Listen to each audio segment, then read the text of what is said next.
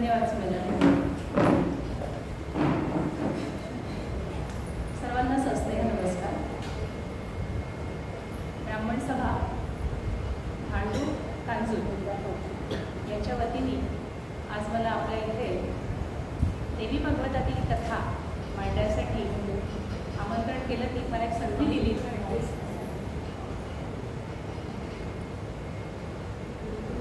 आवाज येत नाही का? पुढे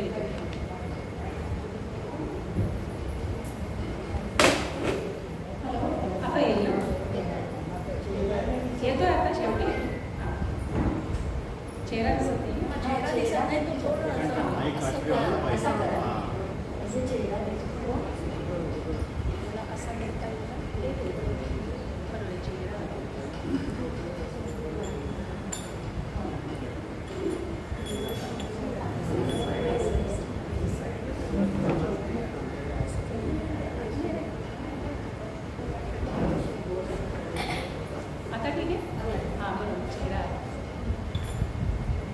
ब्राह्मण सभा भांडूप नाहून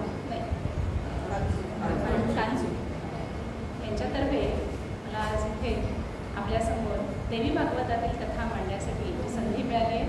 त्याबद्दल मी मंडळाचे पदाधिकाऱ्यांचे आभार मानते. सुमेधाताई माझ्याशी सतत संपर्कात होत्या, त्यांचेही मी आभार मानते. आणि यथामती आपल्या पुढे कथा मांडण्याचा प्रयत्न करते. खरं तर अशा मंदिरामध्ये येणारे जे श्रोते असतात ना, ते नेहमीच बहुश्रुत असतात. म्हणजे त्यांना बऱ्याचदा वक्त्यापेक्षाही जास्त माहिती असतं असं मी अगदी ठाम सांगू शकते. त्यामुळे तुमच्यासाठी हे माहितीचंच असणार आहे.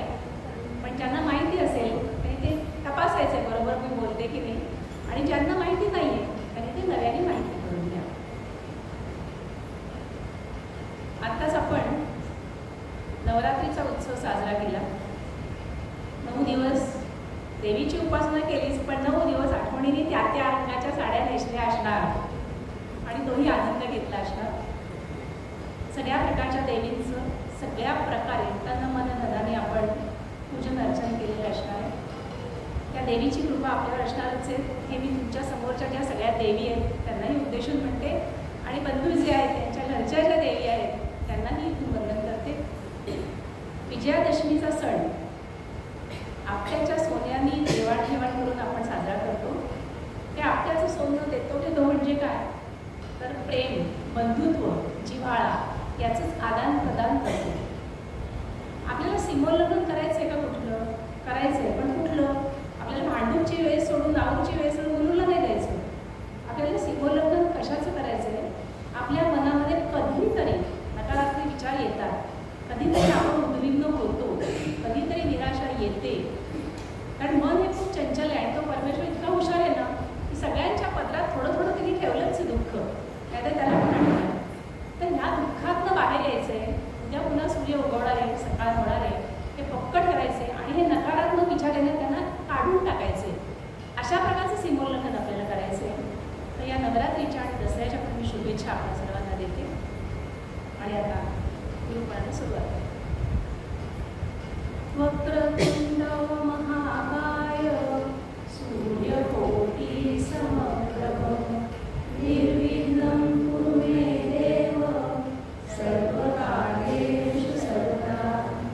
गुरुर्ब्रह्मा गुरुर्विष्णु गुरुर्देवो महेश्वरा गुरुसाक्षात् परब्रह्म तस्मै श्री गुरवे नमः.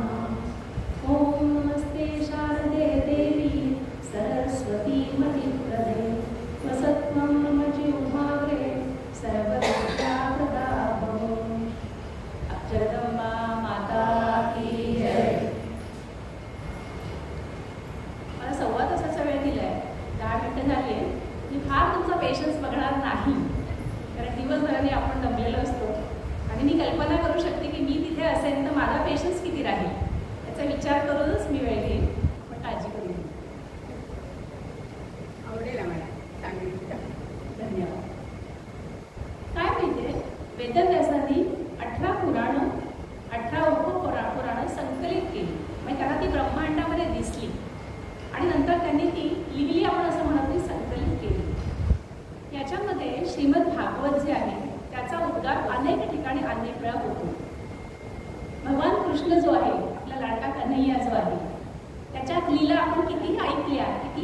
घ्या तरी आपलं पोट भरत नाही. आपल्या नातवंडाचं कसं असतं, ते आपल्याला छोटंसं बाळ सारखंच आपल्याला डोळ्यापुढे हवं असतं. ते मोठं झालं तरी आपण त्याच्या लहानपणामध्ये रमून जातो. तसं श्रीमद भागवताचं आहे. पण तितकंसं देवी भागवत फारसं ऐकलं जात नाही, म्हणजे रिपीटेडली नाही. त्याच्या भाषेत म्हणायचं तर त्यातल्या कथा सुंदर आहेतच, त्यातल्या कथा काही काही गूढ आहेत बरं का. आणि काही काही कथांमधल्या काही काही गोष्टी म्हणजे तो सुद्युम्न आहे, इला आहे, तो 6 महिन्यात पुरुषाचा स्त्री होतो, परत स्त्रीचा पुरुष होतो. हे आपल्याला पचनी पडत नाही, कारण आपल्या ज्ञानाची जी चौकट आहे त्यात ते बसत नाही. आपल्याला त्याचे पुढचे प्रॅक्टिकल प्रॉब्लेम कसे असतील हा प्रश्न मनात येतो. अशा बऱ्याच गूढ आहेत आणि काही छान छान पण आहेत. चवन मुनींची आहे, खूप छान छान कथा आहेत. त्या कथांना लावायचा फार प्रयत्न करायचा नाही, कशा समोर आहे तशा त्या स्वीकारायच्या, म्हणजे डोक्याला त्रास होत नाही. कारण आपल्याला माहीत नसलं इतकं आहे ना या जगामध्ये. आपण अगदी मारे दिवसभर ते रील बघून बघून बघून रेसिपी करत असतो, तरी शेकडो नाश्त्याचे पदार्थ उपलब्ध असतातच ना. 4 मैत्रिणी जर जमल्या ना तर आपण करून त्याच्या चौपट पदार्थ तयार होतात की अरे हे मला माहिती आहे, हे मला माहिती आहे, असं होतं की नाही सांगा. तसंच याच्यामध्ये आहे. आणि मी असा विचार केला 5-6 कथा घेण्यापेक्षा एक कथा छान सांगा, म्हणजे ती पक्की मुरेल आणि तुमच्यात बिंबेल. या देवी भागवताबद्दल थोडंसं आधी असं सांगते. हजारो वर्षांपूर्वी प्रसंग असा आहे, हजारो वर्षांपूर्वी नैमिषारण्यामध्ये, म्हणजे लखनौपासून साधारणतः 14-15 किलोमीटरवरती हे आहे, तिथे यज्ञयाग चाललेले आहेत. शेकडो ऋषीमुनी आहेत तिथे. आणि यज्ञयाग म्हणजे एक चौकोनी कुंड आहे, तिथे 2-4 ब्राह्मण बसलेत, काही मंत्र म्हणतात, काही सवेला टाकतात, निघून जातात, असं नाही आहे. हे यज्ञयाग पण अनेक वर्ष चाललेले आहेत. याच्यासाठी हजारो ऋषीमुनी तिथे आहेत. आणि ह्या यज्ञाच्या बरोबर अनेक चांगली कामं करायची पण कथा आहे. म्हणजे राजा जो आहे त्याच्या आधिपत्याखाली किंवा डायरेक्शनखाली तर अनेक समाज उपयोगी कामं असतात. म्हणजे रस्ते बांधणं, झाडं लावणं म्हणा, किंवा काही नृत्यशाळा बांधणं, नाटकशाळा बांधणं, मंदिरांची उभारणी करणं, मंदिरांचे जीर्णोद्धार करणं, अशा अनेक गोष्टी त्यावेळेला चालू असतात बरं का. म्हणजे नुसतंच यज्ञ नाही, थोडक्यात लोकांना जे हवं आहे ना ते पण केलं जात आहे शहरामध्ये किंवा वस्त्यांमध्ये. आणि थोडंसं शहरांपासून दूर हे यज्ञ याग चालू आहे. ह्या यज्ञयागामध्ये जे ऋषीमुनी आलेले आहेत ते पण अगदी तेच ते आहेत असं नाही बरं का. त्यातलेही काही 100-200 लोक आत्ता येत आहेत, मग त्यांची काही कामं दिलेली आहेत ती करत आहेत, मग ते बाहेर जात आहेत, कुठे तपश्चर्याला जातात, कुठे हिमालयात जातात, कुठे उपासना करतात, त्यांची ती कामं करून ते परत येतात. असं चाललं आहे का. मी डोळ्यापुढे चित्र आणा की असे अनेक होम हवनाची कुंड आहेत. आणि आपल्याकडे कसं आपल्या इटूकला एवढंच नाही, 2x2चं नाही, अशी भली मोठी कुंड आहेत, त्याच्या समिता अशा ठिकाणी आहेत, मंत्रोच्चार होत आहेत आणि असे त्यांचे आवाज त्या आसमंतामध्ये घुमत आहेत. असं चित्र डोळ्यापुढे आणा. असे हे सगळे यज्ञयाग चालू आहेत. याच्यामध्ये एक ऋषी आहे, त्यांचं नाव आहे उग्रश्रवा. हे उग्रश्रवा हे सूत आहे. सूत म्हणजे त्यांची आई ब्राह्मण आहे आणि वडील क्षत्रिय. ह्या सूतांना वेगळे अधिकार दिलेले आहेत. कुणी मनुस्मृती आपण ऐकलं असेल. मनु हा ब्राह्मण नव्हता, मनु हा क्षत्रिय राजा होता. आणि त्यांनी समाजातल्या सगळ्या घटकांनी काय केलं म्हणजे समाजाची व्यवस्था व्यवस्थित पुढे जाईल याचा अभ्यास करून एक घटना बनवली. समजा त्याला मनुस्मृती म्हणतात. त्यातल्या काही गोष्टी आपल्याला पटत नसतील तर घेऊ दे, पण त्यावेळेच्या त्या काळामध्ये योग्य अशी ती घटना होती. आणि त्याच्यामध्ये या सूतांना विशेष अधिकार दिले. याचं कारण त्यांच्याकडे आईकडनं ज्ञान आलंय आणि वडिलांकडून क्षात्र तेज आलेलं आहे. जास्त लढायची पॉवर ताकद असते ना, अशा दोन्हीचा संगम त्यांच्या ठिकाणी आहे. म्हणून या सूतांना वेगळे अधिकार दिलेले आहेत. हे उग्रश्रवा अत्यंत हुशार आणि बुद्धिमान ऋषी आहेत. त्यांना सगळी पुराण पाठ आहेत, सगळी उपपुराण पाठ आहेत. त्यात नेमकं काय हवंय लोकांना याचा अर्थ त्यांना नीट कळलेला आहे आणि ते समजावून सांगू शकतात. तर असे हे उग्रश्रवा ऋषी असेच तपश्चर्येला गेलेले आहेत आणि आता परत या नैमिषारण्यामध्ये आलेले आहेत. आणि मग सगळे ऋषीमुनी बाकीचे जे आहेत ते त्यांच्या भोवती गोळा झालेले आहेत. विधिक आहेत ते शौनक ऋषी.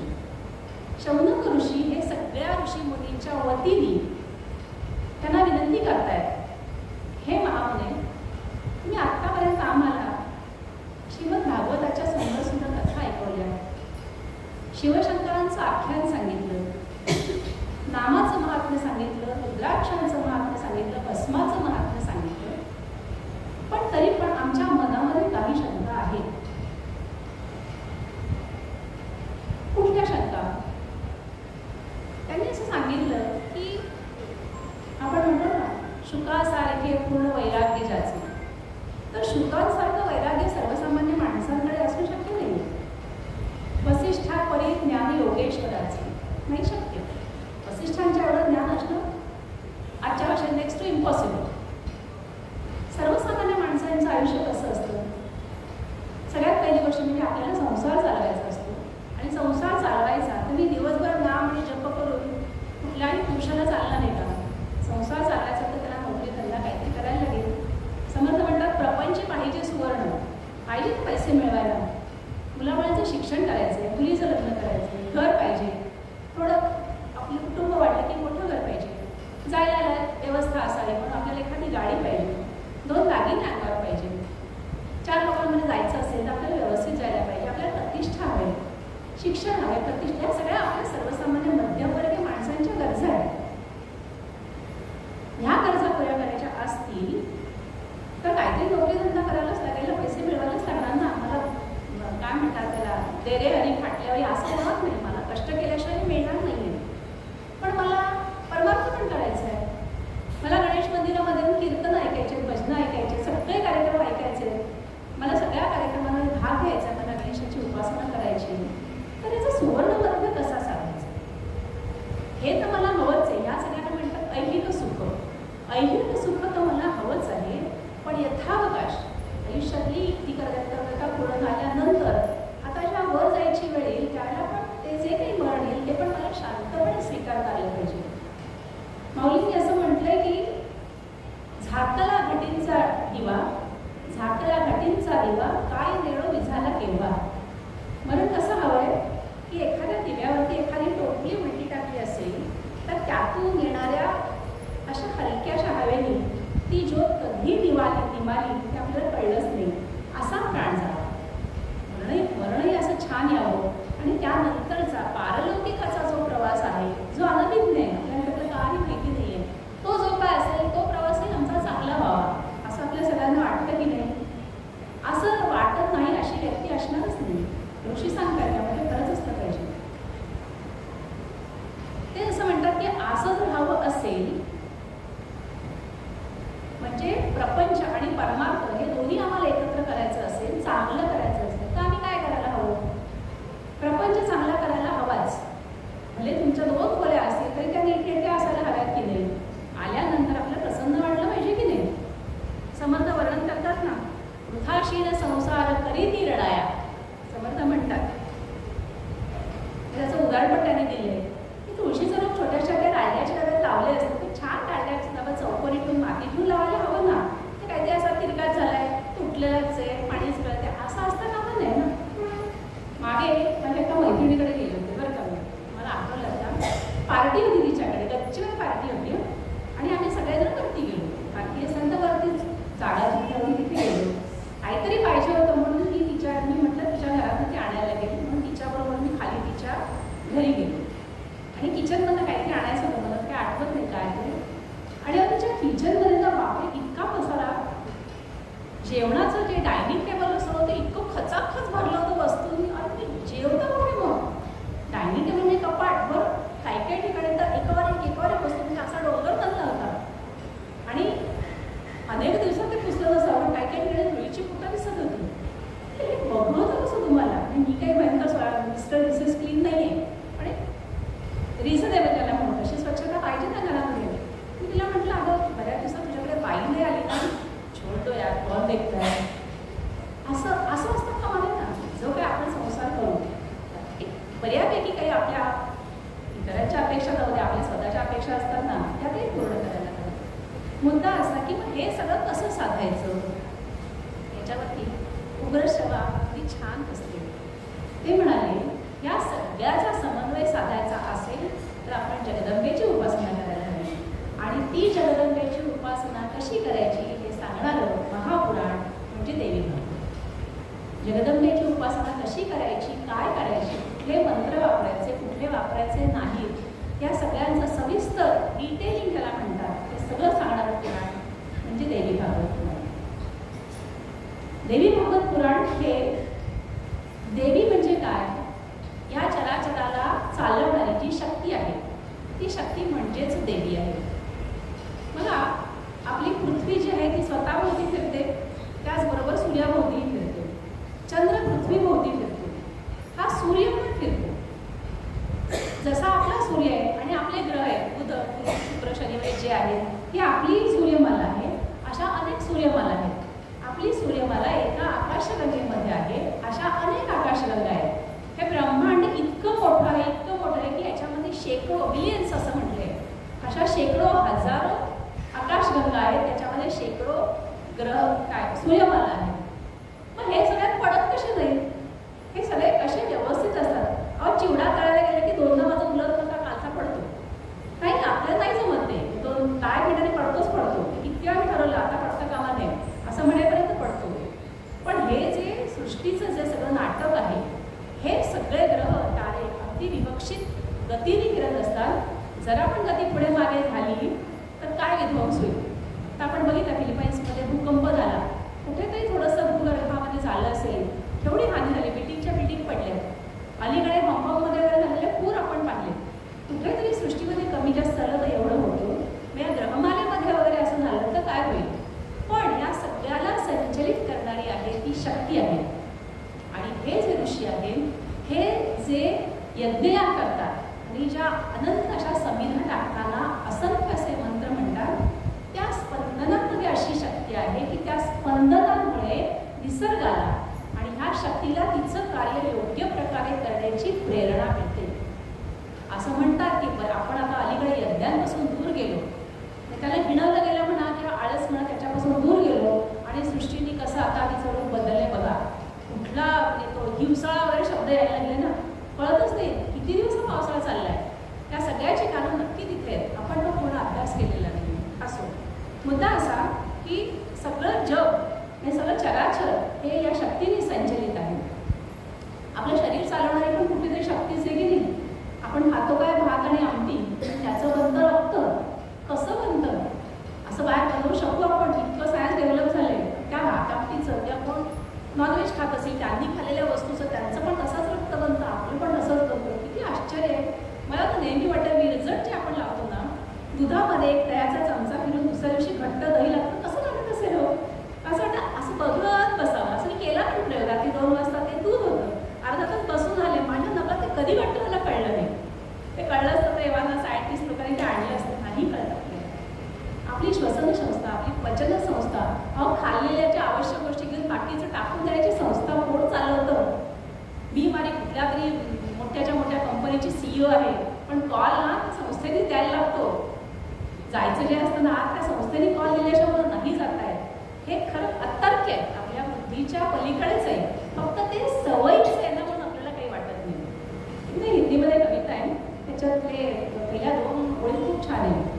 सूर्य की लाली में और चंद्र की उजियाली में बोल वह कौन है, बोल वह कौन है. खूप सुंदर वर्णन दिले. त्याच्यात मोठीच्या मोठी 10-12 कडवी आहेत, युट्यूबला आहे ती, कधी ऐका तुम्ही. इतकी हजारो वृक्ष आहेत, एका वृक्षाच्या 100 पानं असतील, ती पानं एकमेकाजवळ ठेवली तर ती 2 पानं एकसारखी नाही. कोणी केलं? कात्रीची नक्षी कोणी दिली? नारळामध्ये पाणी कोणी ठेवलं? असंख्य प्रश्न आहेत. फक्त सवयीचं झालं म्हणून आपल्याला काही वाटत नाही. या सगळ्यांना संचलित करणारी एक आहे, ती आहे शक्ती.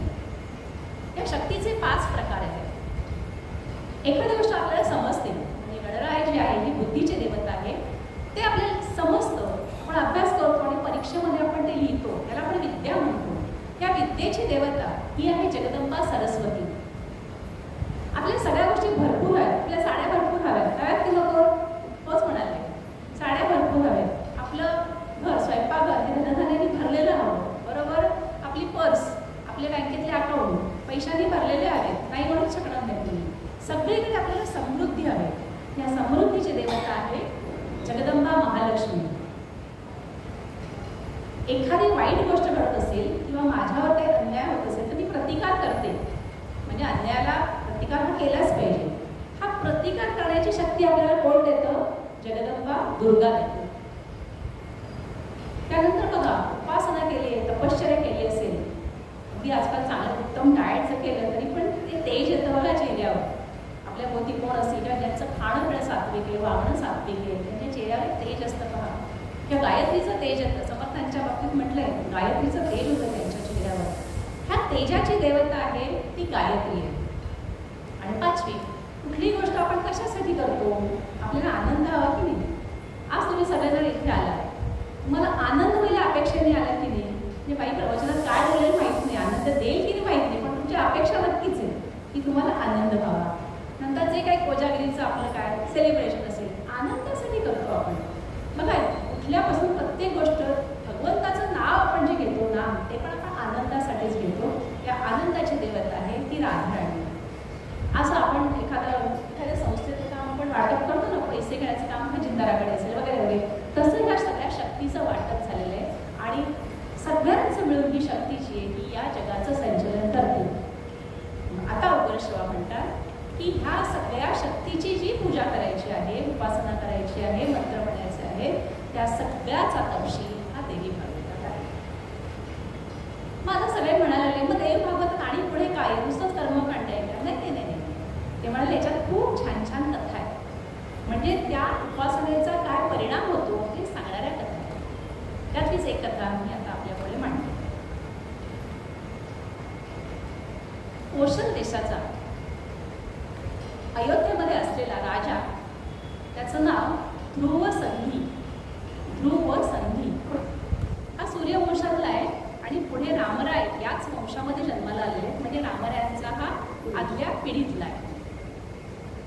सूर्यवंशी ध्रुवसंधी नाम राजा हो.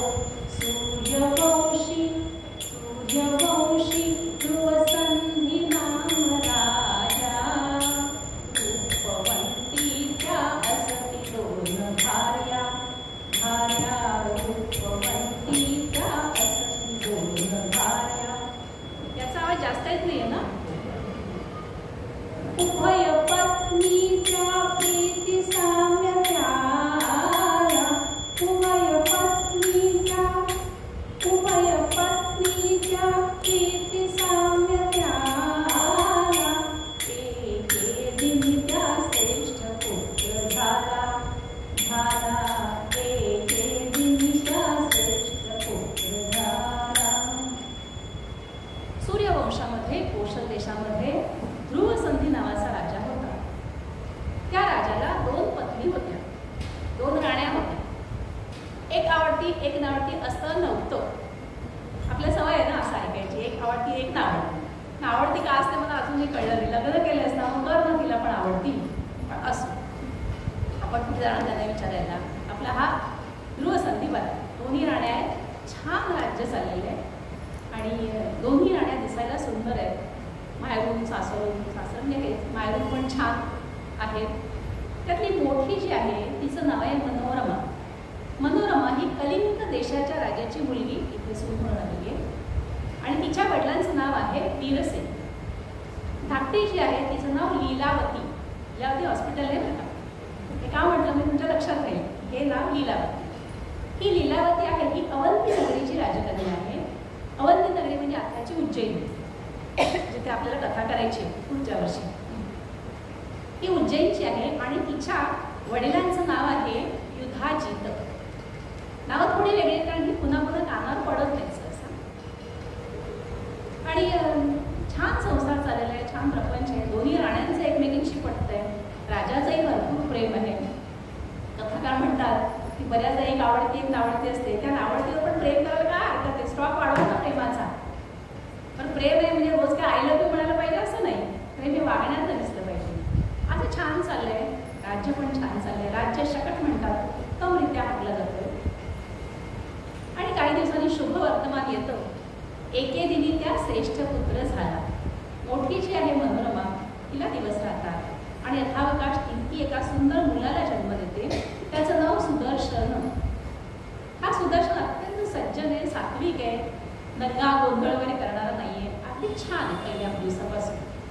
काही दिवसांनी दुसरी जी आहे राणी लीलावती, त्याही यथावकाश दिवस राहतात आणि तीही एका पुत्राला जन्म देते. त्याचं नाव आहे शत्रुजित. आता हा शत्रुजित आहे ना, हा जरासा बंडखोर आहे. आपण म्हणतो ना मुलाचे पाय पाळण्यात दिसतात, तसा थोडासा बंडखोर, म्हणजे नसक फसक करणार. जरा मोठा झाल्यावर, लहान असताना आपले पाय पाळण्यात पाय असे करत असते.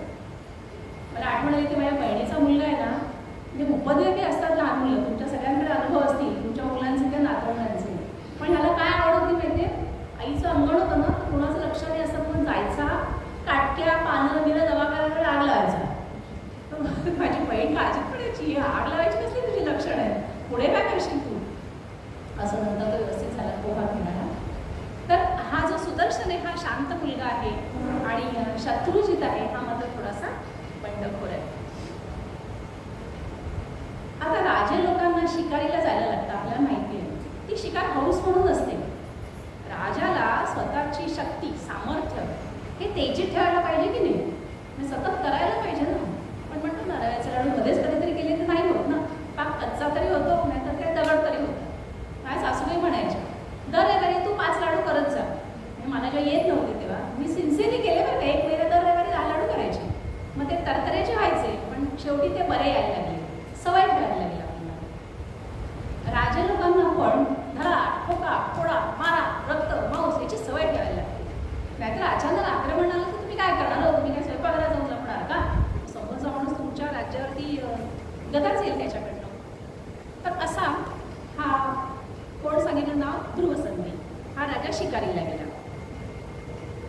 शिकाऱ्या त्यांचा लवाजमा असेल आणि ती काही जी वनं असतील तिकडे ते जाऊन बसायचे. तिकडे तुम्हाला वाट बघायची पण सवय ठेवायला लागते, कारण वाघ सिंह तुम्ही म्हणाल तेव्हा येत नाहीत ना. पाणवठ्यावर यायची पण त्यांची वेळ ठरलेली असते. पण तुम्हाला शिकार करायची असेल तर त्यावेळेला ते नाही आले तर तुम्हाला थांबून गेलं पाहिजे. म्हणजे पेशन्स ह्या सगळ्या गुणांचा विकास करण्यासाठी ती शिकार खेळायची असते. खेळणं हा भाग नाही आहे त्याच्यामध्ये, सवय करायला हवी. असा ध्रुवसंधी शिकारीला गेलाय आणि बराच वेळ वाट पाहिल्यानंतर एक असा सिंह त्याच्या दिशेने यायला लागला. त्या सिंहाने बहुतेक कधी माणूस पाहिलेला असेल आणि त्या सिंहाने याच्यावरती झेप घ्यायचा पवित्रा घेतला. खरं तर ना प्राणी सहसा आपल्या वाटेला जात नाही, अगदी वाघ सिंह सुद्धा. मी त्यांची खोड मोडली तर मात्र तुम्हाला ते सोडत नाही. माणूस हा एकच प्राणी आहे, तो काही कारण नसताना केवळ दुसरा माझ्या पुढे जातो म्हणून त्याला आडवा पाडायला बघतो. निसर्गाने माणसाला इतकं दिलेलं आहे, पण हाच माणूस निसर्गाचं अपरिमित नुकसान करतो. परवा कैलास पर्वतावरती जे त्या ठिकाणी मानस सरोवरामध्ये गेले लोक फिरायला, त्यांनी टाकलेल्या प्लास्टिकच्या बाटल्या दिसल्या. तर कैलासला केवढं महत्व आहे हो. म्हणजे फोटो बघितला तरी आपले हात जोडले जातात. त्या कैलास पर्वतामध्ये किती गूढ कथा आहेत आपल्याला माहिती आहे. तिथपर्यंत माणसं जाऊ शकलेली नाही आहे. किंवा तिथे असं म्हणतात की थोडं तुम्ही पुढे गेलात ना तर तुमची दाढी किंवा नख भराभरा वाढतात किंवा शरीरातील थर येतात. बऱ्याच कथा आहेत, आपण ऐकल्या आहेत.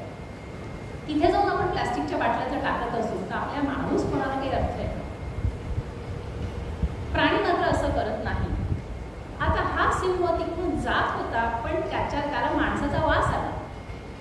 मी त्याला भीती वाटली ना की आता हा आपल्या अंगावर येईल. आणि त्यामुळे त्या सिंहाने त्या राजावर झडप घालायचा प्रयत्न केला आणि राजा तर तयारच होता. जवळ सिंह आल्यामुळे त्यांनी तलवार काढली सपकन. त्यांनी ह्याच्यावर आणि ह्यानी त्याच्या दोघांनी वार केले. दुर्दैवाने राजा त्या सिंहाच्या आक्रमणावर तिथेच ठार झाला. जाता जाता त्यांनी जी तलवार उपसली होती त्यामुळे तो सिंह पण तिथेच ठार झाला. दोघं एकाच क्षणी मृत्यू पावले. झालं, सगळी बातमी गेली, सैनिकांमध्ये बातमी गेली, राज्यामध्ये अयोध्येमध्ये बातमी गेली. वसिष्ठ होते तेव्हा. वसिष्ठांना अनेक हजार वर्षांचं आयुष्य, त्यामुळे पुढे ते रामरायांच्या वेळेला पण आहेत. बरा वसिष्ठ आणि बाकी सगळी मंडळी आली आणि आता राजाचे तुकडे तुकडे झालेले आहेत असं नेण्यात काय अर्थ नाही. त्यामुळे तिथेच त्यांनी त्याचं औद्योगिक सगळं पार पाडलं. त्याच्यानंतर 2-3 दिवस गेल्यानंतर वसिष्ठाने सांगितलं दरबारामध्ये की कुठल्याही राज्याला राजा नाही असं होता का म्हणे. कारण परकीयांना तो एक मौका मिळतो, संधी मिळते आणि आक्रमण करू शकतात ते. त्यामुळे नियमाप्रमाणे आपल्याला पुढच्या व्यक्तीला राजेपद द्यायला हवं. मग आता एक पद्धत चालत आलेली आहे की सगळ्यात मोठ्या राणीचा मोठा मुलगा जो असेल त्याला राज्यात बसवायचं. त्यात काही चुकीचं नाही आहे, ही पद्धत अशी आहेच.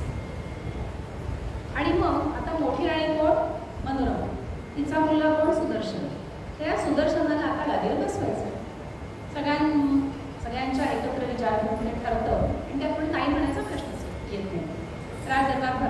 सगळे जे राज्याभिषेकासाठी आवश्यक ती सगळी तयारी झालेली आहे, मंत्रपठण वगैरे झाले. आणि आता सुदर्शनाच्या डोक्यावरती शिरावरती 5 नद्यांचा जल असलेला कुंभ, त्यातून ते पाणी सोडणार ऋषीमुनी वसिष्ठ. तेवढाच काय ते आरडाओरडा ऐकू आला.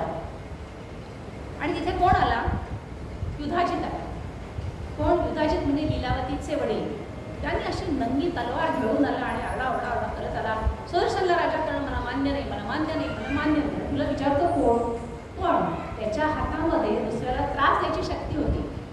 त्यांनी आरडाओरडा केला, काही नाही, माझी मुलगी जी लीलावती आहे, तिचा मुलगा जो शत्रुजित आहे, तो जास्त हुशार आहे. भले तो 2-3 महिन्यांनी लहान असेल, पण त्यालाच गादीवर बसवायचं. आरडाओरडा केलं. वसिष्ठांनी आणि त्यांच्या मंत्र्यांनी समजावून सांगण्याचा प्रयत्न केला की असं नाही वगैरे वगैरे. पण डोक्यात मस्ती आली ना आणि सत्ता हवी अशी वाटत असेल ना, तर बुद्धी काम करत नाही. आणि झालं ते काही नाही. मनोरमेचे वडील वीरसेन, राजा वीरसेन जो कलिंगाचा राजा, तो त्याला सांगायला गेला, अहो पण ह्या माणसाने भराभरा पुढे जाऊन त्याच्यावर आक्रमण केलं, तलवारीने त्या वीरसेनांनाच ठार मारून टाकलं. असा सगळा प्रकार त्या राजसभेमध्ये झाला. वसिष्ठांना हे आवडलं नाही. ऋषीमुनी जे असतात ते सामोपचाराने सोडवायला जातात आणि नाहीतर ते स्थळ त्याग करतात. समर्थांनी पण असं म्हटलंय. तो निघून गेला तिथून. आता जो सगळं अराजक निर्माण झालं ते बघितल्यानंतर त्या गृहसंधी राजाचा एकनिष्ठ असा एक मंत्री होता, विद्याल. त्या विद्यालकाच्या लक्षात आलं असा काही घोळ झाला तर हे मनोरमेला पण मारतील आणि सुदर्शनला पण मारतील. तर त्यांना तो काटा नको आहे, म्हणजे काटा काढायचा. पण तो काय करतो, अत्यंत तो निष्ठावान असतो त्या राजघराण्याला. तो मनोरमेला सांगतो, पटकन राणीसाहेब पटकन आवरा, आणि तुम्हाला आणि सुदर्शनच्या जीवाला धोका आहे, आपण पटकन इथून पळून जाऊ.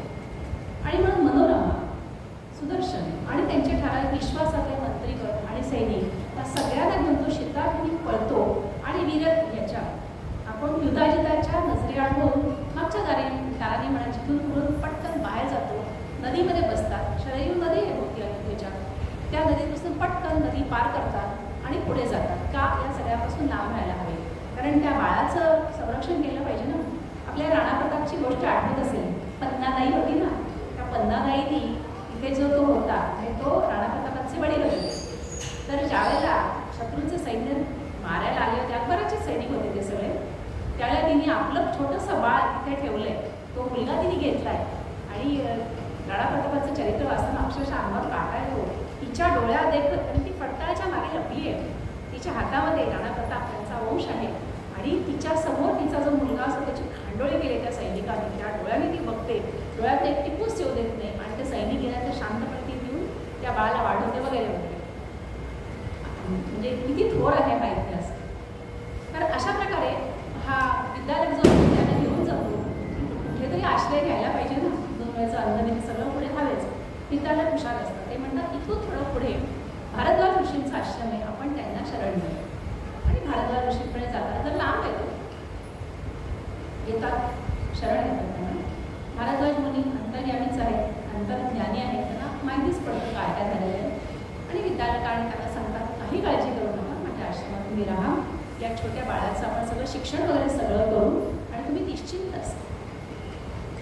आणि मग त्या आश्रमातलं त्यांचं राहणं सुरू झालं.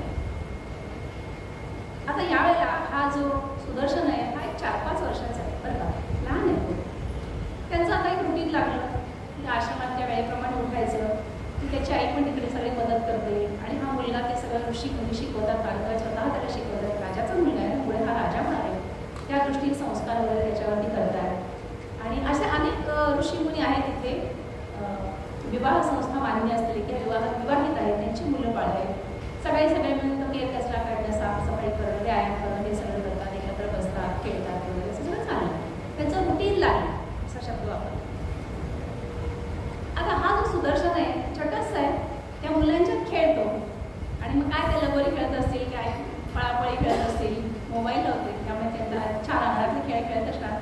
ताकद येते ना अंगणात, धावणं पळणं, आपले दिवसाची ताकद वाढते पळापळीने. केवढ्या गोष्टी आपण खेळलं ना, लहानपणी लंगडी, जोडीसाठी एक प्रकार होता बघा, मोठ्या पटांगणामध्ये सगळ्या आपण जोडीसाठी खेळायचो. तर असे सगळे ते खेळ खेळायचे. आणि विद्यालक काय करायचं, जेव्हा तो सुदर्शनला घेऊन यायचा ना, तेव्हा तो त्याच्याबरोबर यायचा आणि त्या अंगणातला कुठे पार असेल तिथे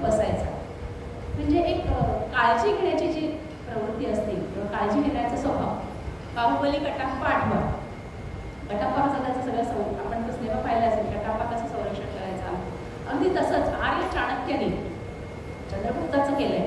आणि त्याला नंद करण्याचा विनाश करायचा ना, त्याच्या शेंडीला तो तेव्हाच गाठ मारणार आहे. ते चाणक्य कसा काळजी घ्यायचा, अगदी तसंच विद्यालय एका पारावर बसून द्यायचा आणि मुलं खेळायचे. आता मुलांच्या मध्ये थोडासा खोडसाळपणा असतोच की नाही. त्यांच्यासाठी कोणी असं काळजी घेणारं नव्हतं.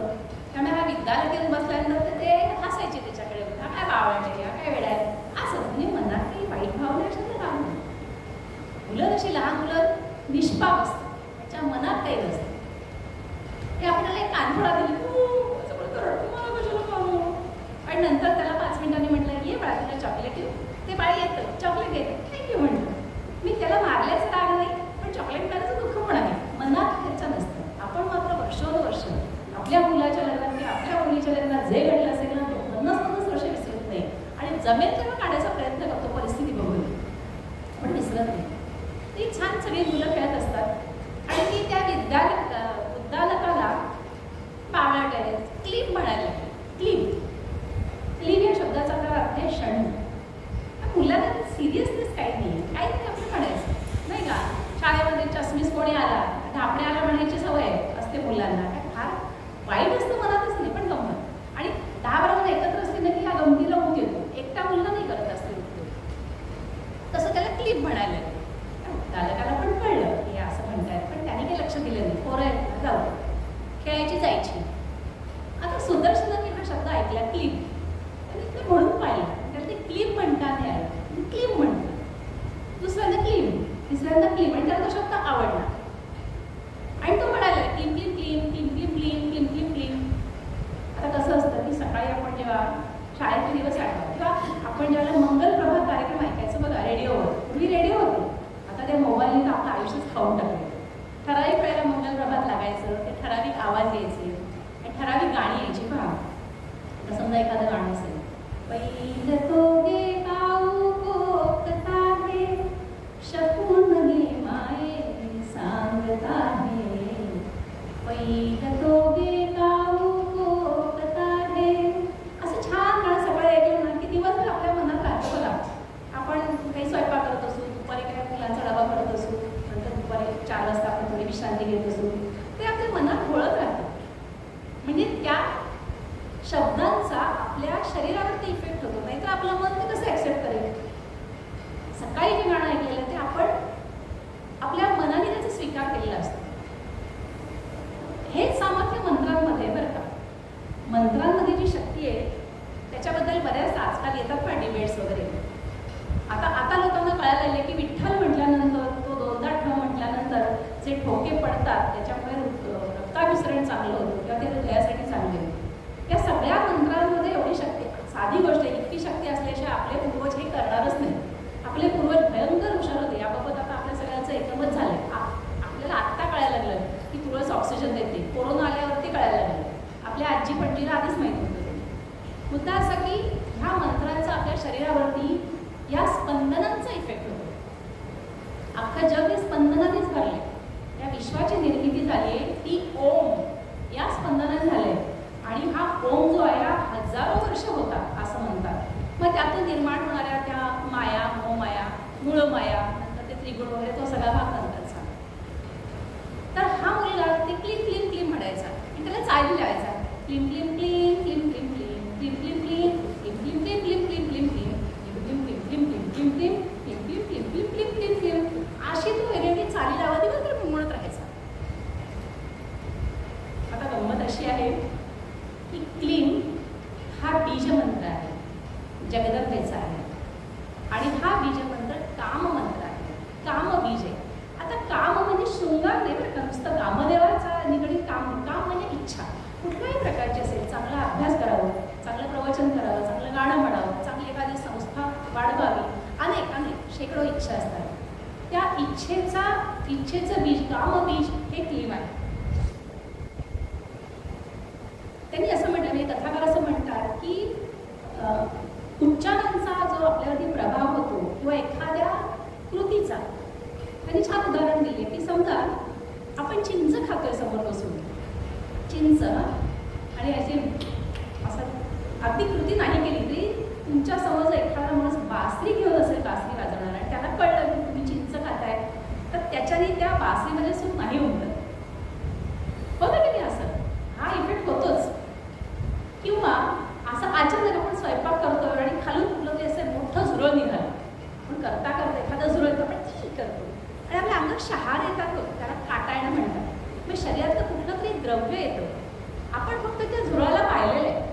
त्या झुरळाच्या ऐवजी समजा एखादं सफरचंद असेल तर आपण ते उचलून बाजूला ठेवतो, पण ते झुरळ आणि असं वळवळत गेले की आपल्याला अगदी कसतरी होतं. हा त्या जो पदार्थ आपण पाहिला, जी वस्तू पाहिली, जो प्राणी पाहिला, त्याचा इफेक्ट आहे. किंवा एखादं नाक बी आपल्या समोर न गेलं की आपण घाबरतो आणि आपल्या हृदयाची धडधड वाढते. हे सगळे काय आहे? समोरच्या शब्दाचे, अक्षराचे किंवा त्या वस्तूला आपण जे पाहिलेलं असतं त्याचे आलेले परिणाम आहे. आणि आपलं शरीर हे त्याला असं प्रतिसाद देतं. तुम्हाला इच्छा असो किंवा नसो, हे नकळत पण होतं. असं जे सगळं स्पंदनांवर उभारलेलं जग आहे, त्याबद्दल 2 सायंटिस्ट आहेत, टिल्सन आणि बॅन्थिस, यांनी साधारणतः 1935च्या सुमाराला या सगळ्याचा अभ्यास केला. म्हणजे त्यांनी काय केलं माहिती आहे की वेगवेगळ्या ठिकाणी जाऊन स्पंदनं मोजली विशिष्ट अशा यंत्राने. म्हणजे कुठे गेले ते समुद्राच्या तळाशी गेले, ते आभाळामध्ये विमान वगैरे जाईल ना त्याच्याही उंच गेले, ते दऱ्यांमध्ये गेले, खोड्यांमध्ये गेले, किंवा अत्यंत घनदाट अशा वस्तीमध्ये गेले, जे विरळ वस्ती तिथे गेले, निसर्ग सौंदर्य तिथे गेले, झाडीत गेल्यावर अशा अनेक ठिकाणी जाऊन त्यांनी स्पंदनं मोजली की त्या ठिकाणी काय स्पंदन आहे, हवेची म्हणा, वातावरणाची म्हणा. तर त्यांना असं आढळलं की कुठेही या जगामध्ये विश्वात गेलात ना आणि विश्वाच्या वर त्या आभाळात गेलात तरी स्पंदनांचं जे परिमाण आहे ते सेमच आहे. म्हणजे ते का 35 असेल तर सगळीकडे 35 आहे, 40 असेल तर ते एकांक जे आहे ते सेम आहे. आणि म्हणून त्यांनी असं सांगितलं की ह्या स्पंदनाचा सगळीकडे परिणाम जो आहे तो तसाच होत असला पाहिजे. म्हणजे आधी मुख्य स्पंदनं आहेत, त्याचा परिणाम होतो. आपल्याला माहिती आहे की पाणी जर ठेवलं ना त्याच्यापुढे जर संगीत ठेवलं, हा प्रयोग केलेला आहे, छान असे अभंग जर त्या पाण्याने ऐकले ना तर त्याच्यामध्ये त्याच्यापासून जो बर्फ बनवतात थोडीशी गोल्डन शेड येते आणि 2 माणसं कचा भांडतात, शिव्या देतात, मारामारी करतात. इथे जर पाणी घेऊन ठेवलं ना आणि नंतर त्याचा बर्फ बनला तर त्या बर्फामध्ये शेड पटकन कळते, तर त्याला काळपट झाक येते. हे प्रूव्ह केलेलं सायन्सने, हे मांडलेलं आहे. म्हणजे या सगळ्याचा परिणाम त्या बॉडीवर, पाण्यावर जर होत असेल तर मनुष्याच्या शरीरावर होणारच आहे. हे अशा प्रकारे हे क्लीन याचं जे चाललेलं आहे त्याचा व्हायचा खूप परिणाम झाला. क्लीन हे जगदंबेचं कामबीज असल्यामुळे एक दिवस जगदंबा प्रकट झाली. कुठे? त्या वनामध्येच. ती पोरं खेळता खेळता बाकीची निघून गेली, याचं क्लीन चाललंय आणि जगदंबा प्रकट झाली. आता ह्या मुलांनी पाहिलं, आता जगदंबा प्रकट झाली हे आपल्या बुद्धीला पटकन नाही, पचत नाही म्हणताय, पण ते सोडून द्यायचं.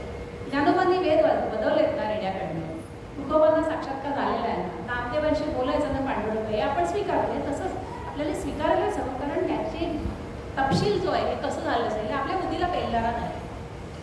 जगदंबा प्रकट झाली आणि याच्यातच सगळं तिच्याकडे उंगड असतं.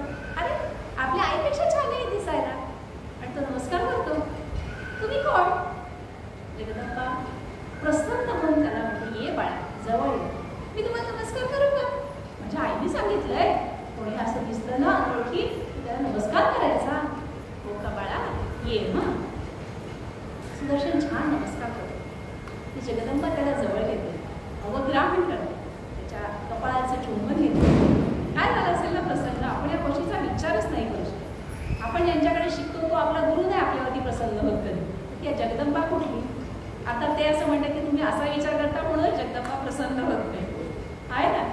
त्या शंकराचार्यांच्या कथेमध्ये उदाहरण येतं ना की वेद असतील, म्हणजे वेदांना जर मान्यता दिली नसेल तर मला काहीतरी व्हावं असं ते म्हणतात, कुमारीला म्हणतात. आणि म्हणून त्यांना जेव्हा दरेतनं टाकलं जातं त्यांना बाकी काही होत नाही, पण ते बोलायला इच्छा होते. आणि नंतर ते विचारतात शंकराचार्यांना की मी वेद मानणारा आहे आणि मी असं म्हटलं की वेद जगात असतील तर मला काही होणार नाही, वेद आहेत मग मला असं का झालं? आचार्य म्हणालेले वेद आहेत का नाही ही शंका मनात आली ना, म्हणून हा फटका बसला. वेद आहेतच, मला काहीच होणार नाही असं म्हटलं असतात तर कदाचित ते झालं नसतं. असो मुद्दा असा की ह्या बाळावरती जगदंबा प्रसन्न झाली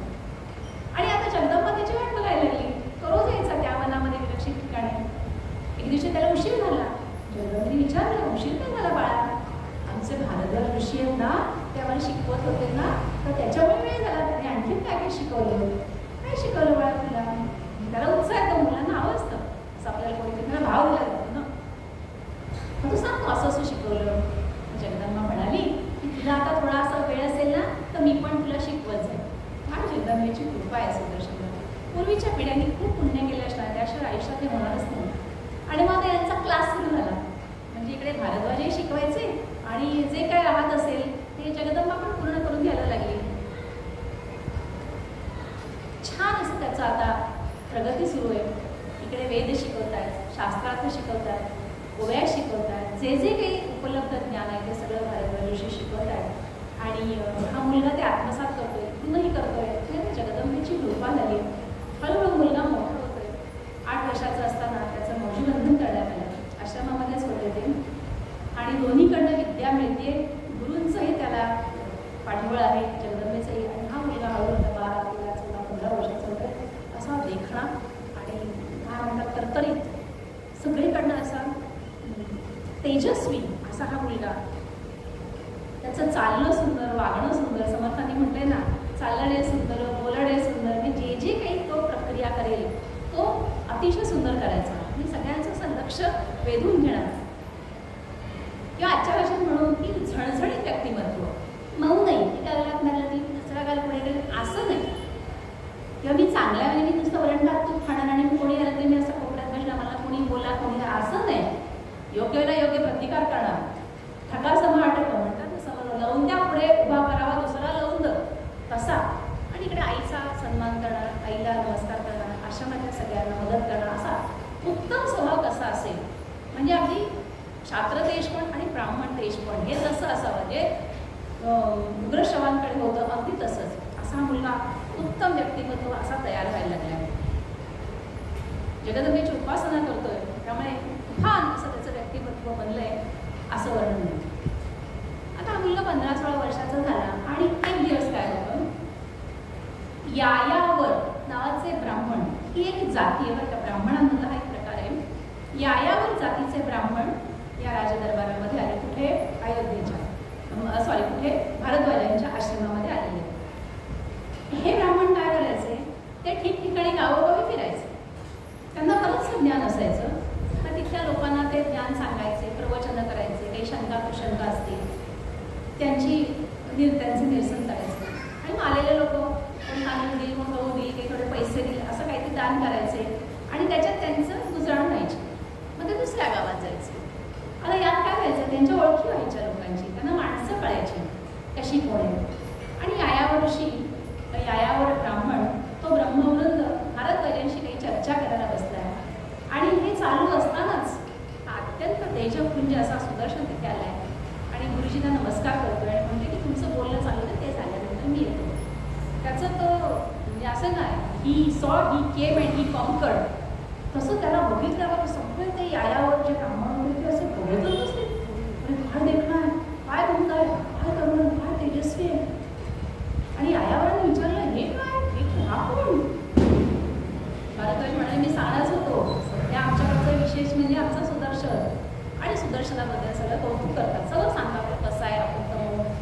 आता काय झालं तर भारद्वाज ऋषींचा तो लाडकाच आहे, कोणालाही लाडका होईल असा मुलगा. त्यामुळे त्याचं कौतुक सांगताना ते थांबत नसत. आणि त्यामुळे त्यांनी यायावरांपुढे अगदी खूप खूप त्याचं वर्णन केलं. आणि यायावर ब्राह्मण खूप खुश झाले, अरे वा किती छान आपल्याला एका तरुण मुलाची ओळख झाली, पुढे सांगता येईल ना आणि पुढे असा विचार केला. आणि यायावरांनी नमस्कार केला आणि आता यायावर निघाले. आता पुढे ते कुठे जात आहेत, पुढे ते जात आहेत काशी. काशीचा राजा आहे सुभम. आता ह्या काशीला जात आहेत. काशीला काशी विश्वेश्वर आहे, त्यामुळे त्या काशीला आपणही जाऊया आणि आपण जरा शंकरांचं थोडं भजन करूया. मी पहिली ओळ म्हणते, आपण ती म्हणा. भजनाचे 2 फायदे असतात आपल्याला माहिती आहे. भगवंताकडे नाम जातं आणि ती कुंभकर्णाची सखी आलेली असते ना, ती पण थोडीशी जाते असं. ओम नमः शिवाय शिवाय नमो. ओम नमः शिवाय शिवाय नमो. अजूनही कोणाकडे ती आली असेल तर ती जावी म्हणून थोडा आवाज वाढवूया आपण. ओम नमः शिवाय शिवाय नमो. ओम नमः शिवाय शिवाय नमो. ओम नमः शिवाय शिवाय नमो. ओम नमः शिवाय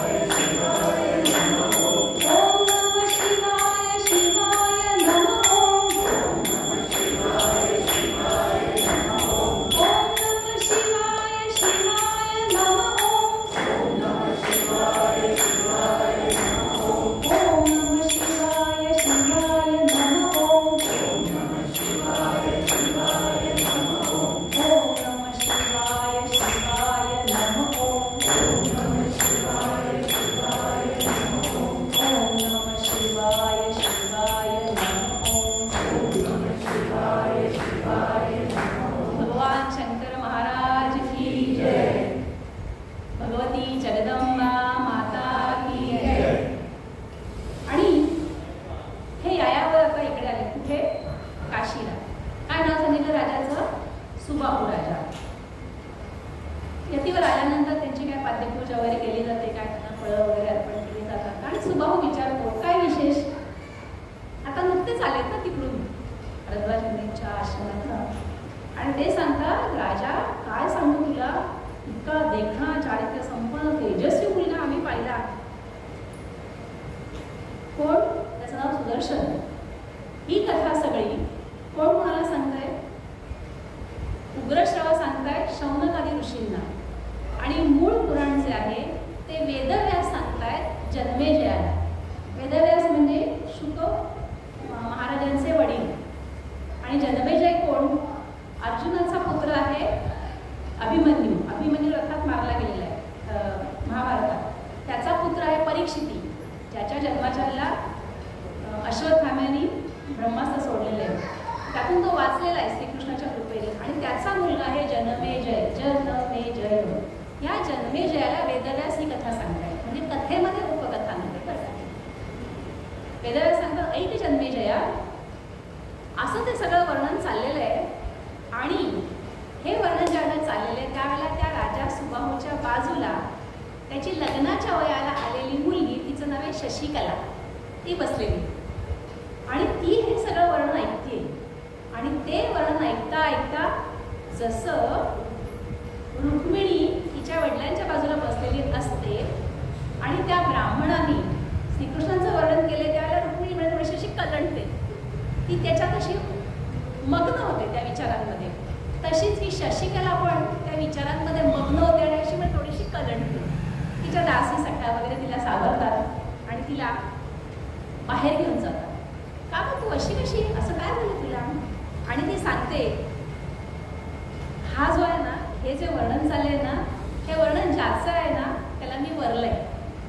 ते असं म्हणते चिन्ह पाहुनी भूपती मनी, चिन्ह पाहुनी, चिन्ह पाहुनी भूपती मनी, हर्ष माऊनी वदत त्या क्षणी, हर्ष माऊनी वदत त्या क्षणी.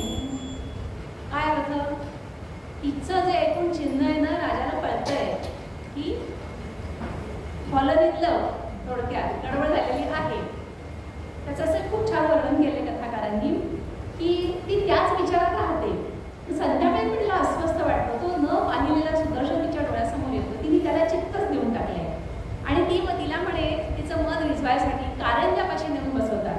नल दमयंतीमध्ये नलामुळे दमयंती अशी फ्रस्ट्रेट झालेली आहे. मुद्दाम शब्द वापरते फ्रस्ट्रेट, कारण तिला तो नल दिसायला हवा, मिळायला हवा.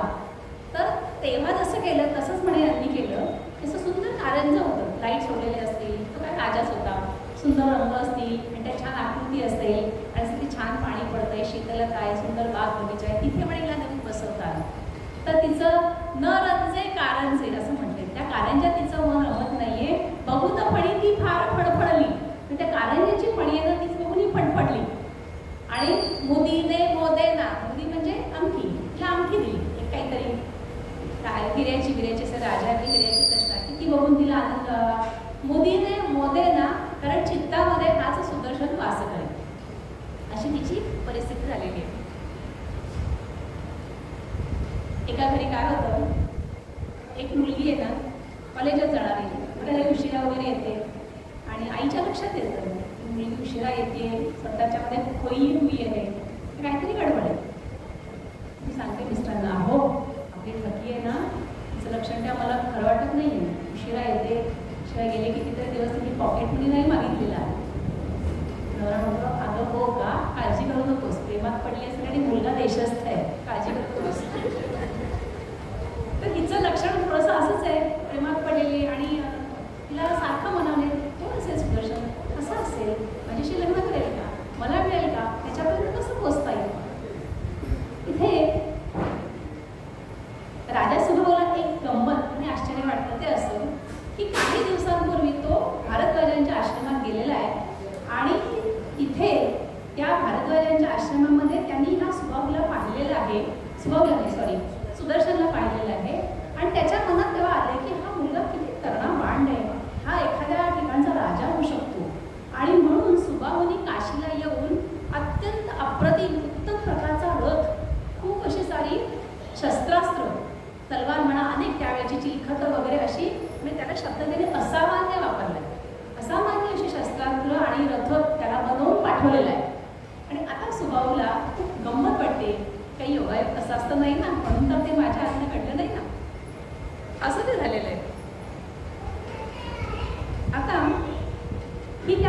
पडलेली आहे.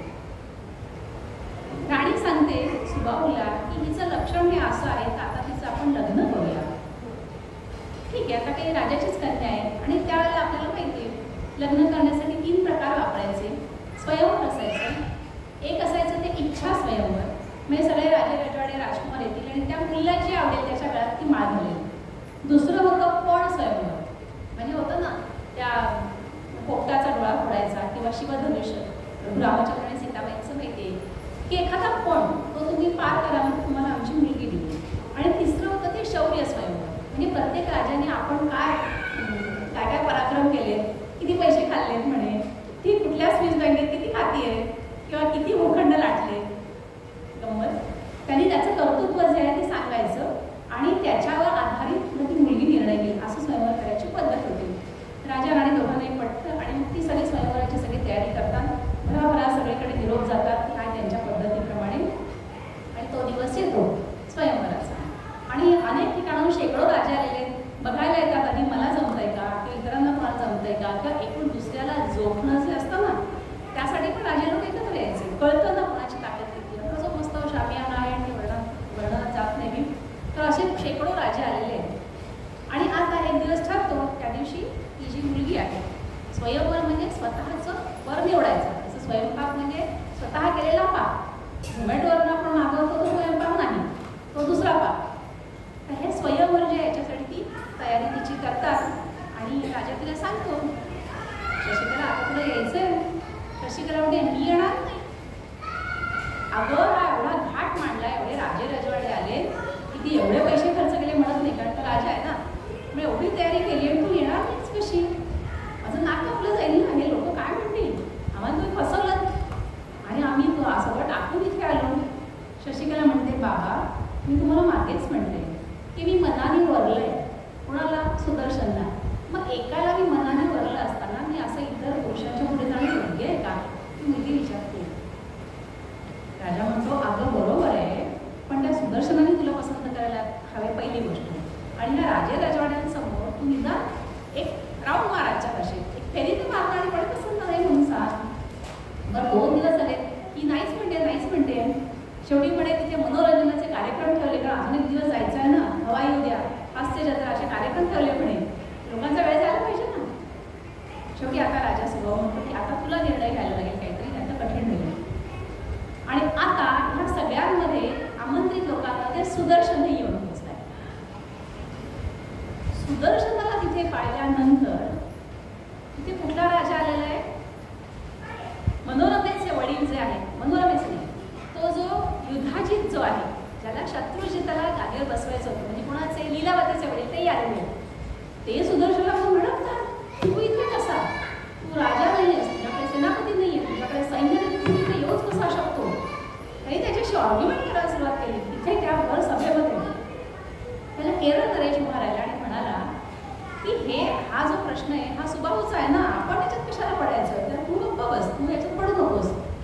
मला ते वाचून बरं वाटलं की चला केरळसारख्या कुठल्या तरी राज्याने जिथे आज खूप प्रॉब्लेम्स आहेत त्यांनी सपोर्ट केला, या आत्ताच्या लोकांनी ते ऐकावं.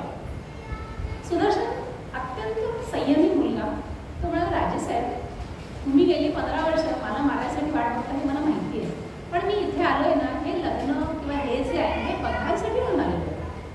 आणि त्यांनी मला काही मनाई केली नाही, त्यांनी अगदी शांतपणे सांगितलं. केरळ नरेशांनी सांगितल्यामुळे हा राजा जो आहे युधाजित आहे तो गप्प बसतो. पण ही मुलगी तर वडिलांना म्हणते की मी इतरांच्या समोर जाणार नाही, पेच पडला. आणि मग सुदर्शनाला पण बोलावलं गेलं आणि राणी सुबाहू आणि ती मुलगी या सगळ्यांनी मिळून असं ठरवलं. शशिकला म्हणाली मी लोकांच्या समोर जाणारच नाही, तुम्ही सुदर्शनाला बोलवा, त्याला मी पसंत असेल तर डिक्लेअर करून टाका. आता ही शशिकला आहे ही पण जगदंबेची भक्त आहे बरं का, हिला त्या जगदंबेने दृष्टांत दिलेला आहे, तुझ्या मनात आहे त्याप्रमाणेच होईल. आणि तिला ते कळतं की सुदर्शन पण जगदंबेचा भक्त आहे. त्यामुळे सुदर्शनला विश्वासातून सांगितलं जातं. सुदर्शन म्हणाला ठीक आहे, काही काळजी करू नका, तुम्ही आमचं लग्न लावून द्या, पुढचं काय ते मी बघतो. त्याला आहे ना जगदंबेचा पाठिंबा आहे ना, त्यामुळे त्याला भीती वाटत नाही त्याची. त्याच्या आत्मविश्वासाचं खूप वर्णन केलेलं आहे की कसा असतो त्याचा आत्मविश्वास. त्यांनी असं एक छान कवन आहे इथे, म्हणजे कवी बोबडे म्हणून त्यांनी आत्मविश्वासाचं वर्णन खूप छान केलं. ते असं म्हणतात आत्मविश्वास कसा असेल? सागर होत बाहू बलाने नाव तयास मिळवत मिळो रे. स्वयंची जो तेजो निधी धरणी तद्गुणी दीप जळो न जळो रे. जो करी कर्म आहे तू निरंतर, छान शब्द, जो करी कर्म आहे तू निरंतर वेद तयास कळो न कळो रे. ओळख पटली ज्यास स्वतःची देव तयास मिळो न मिळो. असा कॉन्फिडन्स असलेला इथे एक ऐतिहासिक उल्लेख आहे. पटकन 5 मिनिटात करते मी, हे मला तो उल्लेख केल्याशिवाय पुढे जावत नाहीये. आपल्याकडे आहे त्याचा थोडा वेळ. जतच्या जवळ कुलोबगड आहे. त्या गडावरती दिलेर खानाने स्वारी केलेली आहे. त्यावेळेला संभाजीराजे आणि शिवाजीराजे यांच्यात तुमच्या आमच्या दुर्दैवाने थोडंसं गैरसमज झालेले आहे. संभाजीराजांनी दिलेर खानाला मिळण्याचा निर्णय घेतलेला आहे. खान कपटी खान काय करतो? कुलोबगडावरती भूपालगडावरती आक्रमण करण्यासाठी दिलेर खान चालतो. दिलेर खान सांगतो, संभा इसका नेतृत्व आप करोगे. आणि त्या सैन्याच्या पुढे संभाजी छत्रपतींचा मुलगा छावा असा काय वर्णन करायला शब्दच कमी पडतात. तळपणारा सूर्यच असा हातामध्ये तलवार आहे, असं काही शिरस्तान असा देखणा उंचा घोडा, तो घोड्यावर बसलेला आणि तो पुढे आहे. गडावरती आक्रमण झाले. त्या गडावरती सेनापती आहे फिरंगोजी नरसाळ. फिरंगोजी नरसाळ तयारच आहे, शिवाजीचे मावळे तयारच आहेत. तो पण त्याच्या सैन्याला सगळ्या सूचना देतो आणि बघतो, बापरे पुढे आहे तो संभाजी. शक्यच नाही, संभाजीवरती गोळा मी तर मारू शक्य नाही. माझा एकही सैनिक मराठी मावळा एक पण गोळा संभाजीवर टाकणं शक्य नाही. कळत नाही काय करायचं, गड हातात जाणार. त्या क्षणी घोड्यावरती मांड टाकतो, कडक कडक कडक रायगडावर जातो. रात्र जाते. सकाळी दरबार ज्याला भरलेला असतो त्याला फिरंगोजी नरसाळ शिवाजीराजांच्या दरबारामध्ये येतो. शिवाजी त्याला ओळखतात. फिरंगोजी, कुलोबगडावरती भूपालगडावरती आक्रमण झाले दिलेर खानाचं आणि तुम्ही यावेळेला इथे गड कोणाच्या ताब्यात दिलाय आणि काय आहे असं बेजबाबदार वागणे तुमचं? फिरंगोजी हात जोडतात आणि म्हणतात, राज मला माफ करा. मला तुम्ही हत्तीच्या तोंडी द्या, नाही तर मला टकमकाने टाकून द्या, नाही तर तलवारीने मला मारा, पण मला त्या दिलेर खानाच्या सैन्याला स्वारी करायला सांगू नका. शिवाजी म्हणतात, क्या बकवास आहे, काय मी बोलणं, काय काय झालं काय? फिरंगोजी म्हणतात, राज काय सांगू, त्या दिलेर खानाची जी फौज आहे ना त्याची पहिल्या रांगेमध्ये नेता म्हणून नेतृत्व करतोय तो बाळ शंभू करतोय.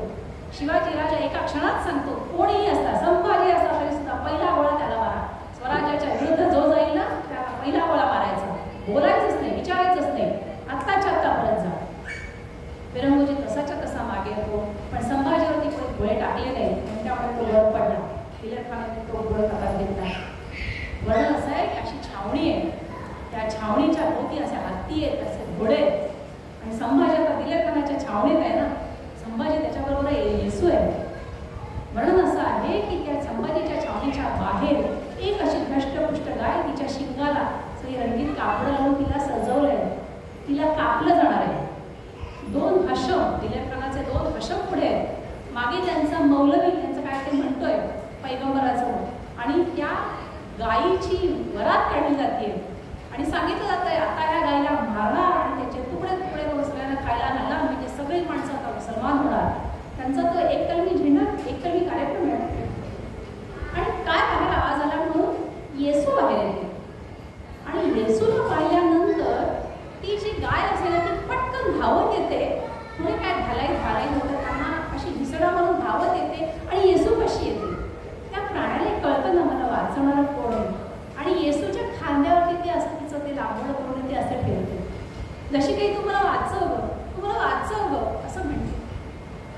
येसूच्या डोळ्यात पाणी येतं. येसू त्या गायीवरती अशी अलग काय म्हणतात तिला थपथप होते, तिला थाप बाळा कशी आपण थाप मारत थोपटं ते म्हणते, बाई ग तू माझ्याकडे आलीस मला आश्रय घ्यायला, पण सांगू मी ती शिवाजीची सून नाही आहे, शिवाजी महाराजांची सून नाही आहे, ती संभाजीराजांची पत्नी आहे आणि संभाजीराजांनी सोडलंय ग शिवाजीराजांना, मी तुला नाही वाचवू शकत.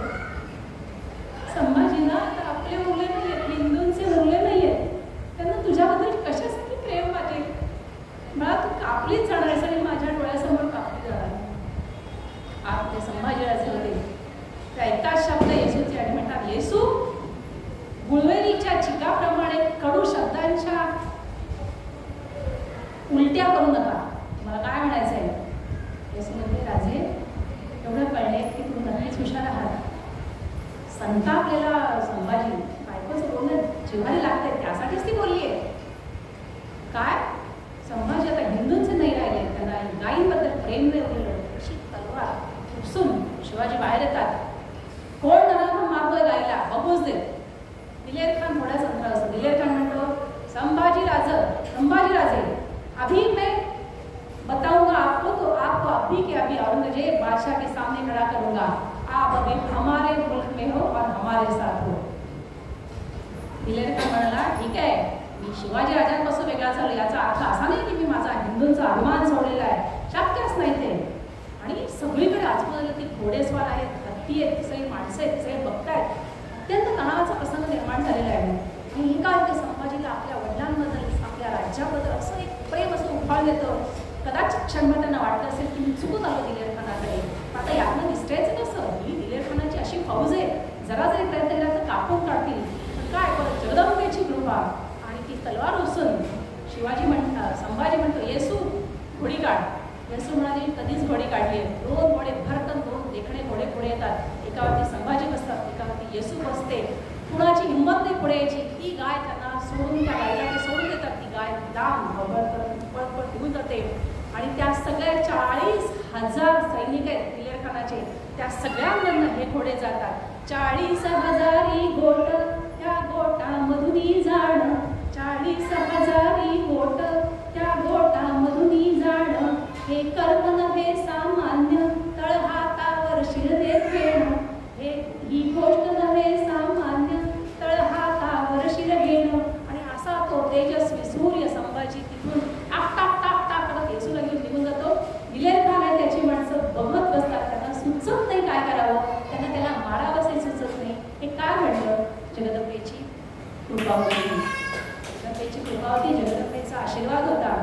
आत्मविश्वास जो काय असेल तो ह्याला म्हणतात. असाच आत्मविश्वास या मुलाकडे आहे. कोणाकडे, सुदर्शनाकडे. सासऱ्यांची परवानगी घेतो. मनोरमेला म्हणतो आईला, आई तू बस रथात. पत्नी शशिकलेला म्हणतात ते लग्न झाले ना, बस रथात आणि मी जातो बाहेर. आणि बाळा म्हणते एवढे आहेत ना, काळजी करत नकोस. ज्याच्या पाठीशी जगदंबा आहे ना त्याचा बाल कोणी बाका करू शकत. असा बाळ येतो आणि जे अफाट युद्ध करतो त्या सगळ्यांचीच, तो त्याचा सासरा जो असतो युद्धाची तयारी नाही ना. आणि आता सगळेजण जे आहेत ते तुटून पडतात याच्यावरती, कारण त्यांचा अपमान झालेला आहे ना. त्यांचं याच्याशी वैर काहीच नाही आहे, पण अपमान जिथे होतो तिथे माणूस सोडत नाही ना. आणि अशी घनघोर लढाई होते. आणि एका क्षणी याच्या मुखांना पुन्हा येतं क्लीम क्लीम क्लीम क्लीम क्लीम क्लीम क्लीम क्लीम क्लीम क्लीम. आणि त्या क्षणी तिथे जगदंबा प्रकट होते. अशी उग्र स्वरूपामध्ये सिंहासनावर बसलेली आहे. असे तिच्या अष्टभुज आहेत, तलवार आहे, सगळी शस्त्रास्त्र आहेत. आणि अशी संतापलेली लाल गुंद झालेली जगदंबा तिथे प्रकट होते. आणि आता जगदंबा प्रकट झाल्यानंतर कोणाची गरज आहे. 7 कंदी पहिला वार युधाजिता करते, तलवारीने त्याची खांडोळी करून टाकते. हे बघितल्यानंतर बाकीचे राजे उभे कशाला राहतात. वर्णन असं आहे की ज्यांनी पांढरी धोतर नेसली होती त्यांचे पितांबर झाले, सगळे पाठीला पाय, सगळे पळत सुटले. आता काय, आता मैदान मोकळच आहे. सुबाहू राजा येतो, कौतुक करतो आपल्या जावयाचं. शशिकलेला जवळ देतो, जावयालाही जवळ देतो. आणि त्या दोघांचं पुन्हा एकदा धूमधडाक्यात तिथे लग्न लावून देतो. पण आधीचं लग्न त्यांनी गॅरेज अशा अति शब्द वापरल्याचे, ते यंत्रतंत्र दुरुस्त होतात, तिथे ते लग्न झालेलं आहे. आता छान असं मोठं व्यवस्थित असं लग्न करून देतात. सगळीकडे आनंद होतो. मनोरमा पण आता खुशीमध्ये येते. आणि आता ठरलं की आता परत जायचं अयोध्या नगरीमध्ये. आणि आता राजा पण स्वीकारणारच आहे. एवढ्या राजांना परास्त केले, आपल्या राज्यामध्ये राजे पण मिळणार नाही असं होणारच नाही ना. त्यामुळे आता सगळी मंडळी खुशी होती. आणि आता सुबाहू राजा हा त्या जगदंबेला नमस्कार करतो. ती प्रकटली, तिने सगळ्यांना दर्शन दिले. आणि ती अंबा माता म्हणते की माझं कोकरू आहे ना सुदर्शन, हे माझं बाळ आहे. त्या बाळात तुझी कन्या दिली आहेस, एवढं मोठं केलं आहेस. आणि त्याचं आता अख्खं आयुष्य उजळणार आहे. अख्ख्या रघुवंश, नंतर रघुवंश नाव पडले, या वंशामध्ये अनन्य होणार आहे. इतकं मोठं काम केलं आहेस तू. तो खरा जगदंबेचा फार तीव्रतेने उपासक नाही आहे, पण तरी जगदंबा